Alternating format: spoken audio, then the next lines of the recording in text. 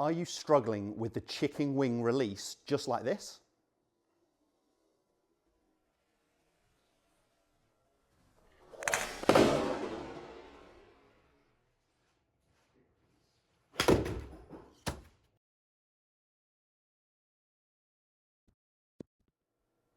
And you need a release pattern that looks a little bit more like this.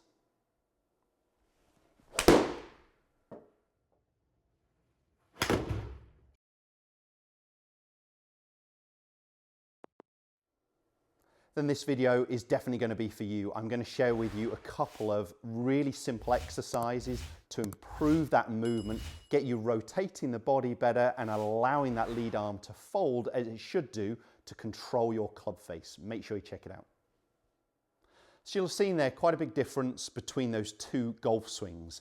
And the feeling there was what was happening through the golf ball into this release movement. The chicken wing, what is it really? It's when this lead arm is too high on the way through, and you'll see the separation between my forearms. From the downline camera, we almost start to see the elbow flying outwards behind us, whereas we'd like that arm to start to fold. And the first thing we'd see on the through swing from the downline camera is the club, not the elbow position. What causes that chicken wing? So there can be a couple of things there, but when a player is staying down static too long, trying to keep their head down, that really stops their body rotating, and then the arm will tend to fly out in that chicken wing. Sometimes it can be tension, tightness, release related, as well. I'm really going to focus on what we can do about it.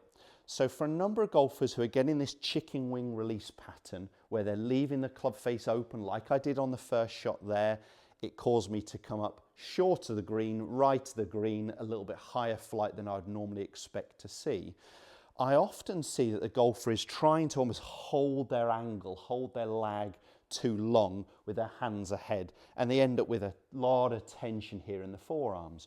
We've got to let that stored energy, the lag, go at some time. So we've got to actually downcock our wrists. It's all well and good creating this angle, but we've got to let that angle go as we're swinging. So what we'd expect to see with a mid-iron that I've got here, a 7-iron, is it impact my handle slightly ahead of the golf ball. Just post-impact, the club would be caught up with my hands, so only around a foot past impact, and after that the club is actually passing my hands. What I don't want to see is my almost hands trying to stay that far forwards after the finish position, because we've got to, as I said, allow that energy to be passed into the club. So the first exercise I want you to do is just some little half swings, just getting that feeling that we're allowing the club to actually catch up with our hands. That is allowing my wrist to down cock, or throwing the club. Now, if I just throw the club with no body rotation, you can see I'm going to catch the ground well before the golf ball. So now I've got to team that up with actually allowing my body to rotate, my head to rotate. So this is really going to help that fix of the golfers trying to stay down too long as well. Let's just go ahead and hit some little quarter or half swings. Throwing the club and turning my body. Start with a slow speed and then just build it up. So I'm allowing my wrist to down cock. That's allowing the club to catch up with my hands, and I'm just going to, I said, allow my body to rotate at the same time. That one just better strike, had a little bit more speed there, but really again got that feel of down cocking the wrists, turning the body. So this is definitely where I'd start with anyone who's struggling with that chicken wing. Focus first of all, are you trying to hold these angles too long, or are you staying down too long after you've hit the golf ball with that head not rotating?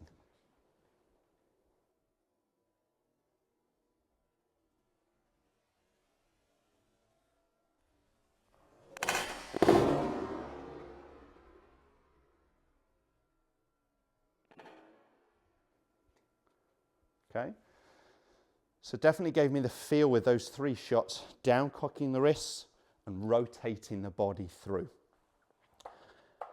The other exercise I want you to try for me, if you're someone with this release pattern through the ball with this lead arm very high, is I want you to take your trail hand. So for me, that is my right hand as a right-handed golfer.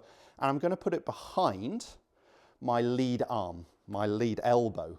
And I'm just going to make sure that it is starting to fold on the way through. So rather than it outwards this way, where it's pushing my hand away from me, I'm going to keep some resistance on the back of the elbow or the front of the elbow, and I'm going to allow this arm to start to fold as I rotate. So I'm just going to make some little left arm only swings, really focusing on this elbow starting to fold. So you can see it straight, straight, straight, extended, starting to fold downwards here on the way through.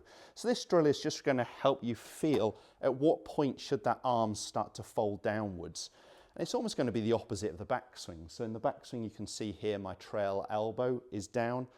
Here on the same point on the way through, where my arm's almost parallel to the ground, is where I'd expect my lead arm to start to point downwards, to fold.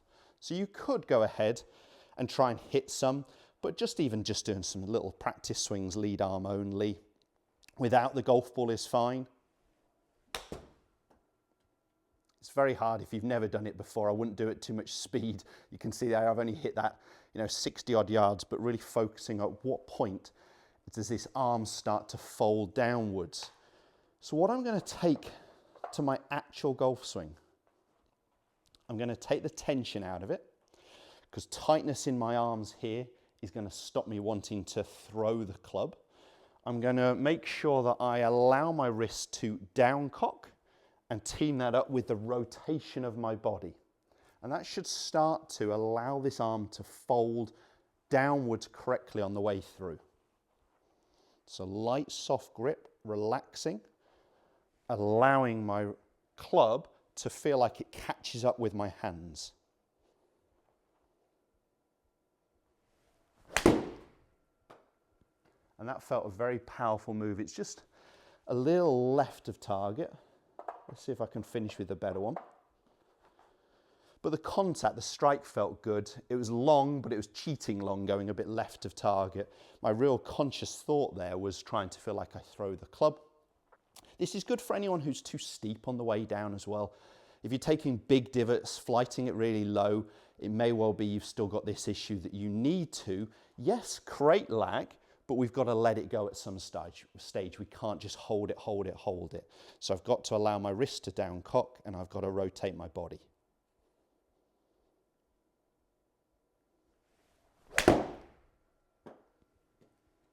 That one was more down my target line, really focusing on allowing my body to rotate. The first one that went left, it felt like I got the downcock. It didn't feel like I rotated my body quite quick enough. So there is that timing element of allowing the wrist to downcock with the rotation of the body, but start with those little half swings and you're definitely going to get the feel of linking the two together.